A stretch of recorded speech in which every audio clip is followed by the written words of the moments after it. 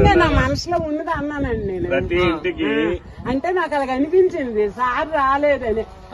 అప్పుడు జగన్ గారు కూడా గెలిచేటప్పుడు ఏదో ఒకసారి కూడా అతను రాలేదని అందరూ అనుకున్నారు. ఇప్పుడు రవి గారు వచ్చారు అవేళ వస్తే మీరు మాకు రోడ్డు వేయాలండి, డ్రైన్ వేయాలండి, ఈసారి మీరు గెలుస్తారండి అని మేము అవేళ అడిగాము. ఇక్కడ చెప్పాను కూడా బాబుకి తమ్ముడు. చెప్పిన తర్వాత కూడా ఒకసారి కూడా రాలేదేటని నేను ఎన్నిసార్లు అనుకున్నానండి. కానీ నా మనసులో మాట చెప్పేసాను. మరి అతను ఏమనుకోని నేనేమనుకోలేదమ్మా, వచ్చాను. రోడ్లు డ్రైన్ వేసిన తర్వాత వచ్చారా లేదా సార్? వచ్చారు.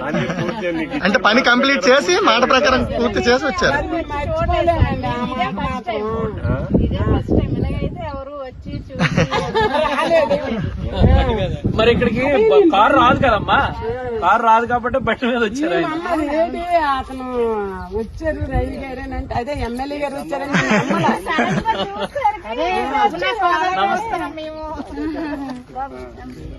అంటే ఇప్పుడు ఈ చెరువు ఉంది కదమ్మా.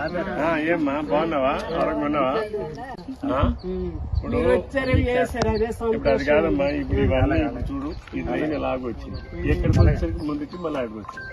అది కొట్టాలి కొద్దిగా, అది స్ట్రైట్ లైన్ చేస్తే కదా నీరు. ఒక దగ్గరికి వెళ్ళేసరికి ఇలా వంకి వెళ్ళిపోతే ఆ నీరు ఎలా పోరుతుంది? ఇప్పుడు మేము అదేంటి 10 అడుగులు తీసేస్తామా లేకపోతే ఇంకోట? స్ట్రైట్ లైన్ చేయడానికి మీకే కదా. ఇప్పుడు నీరు వెళ్ళాలంటే ఎవరిది వెళ్ళాలి? మీ నీళ్ళే కదా.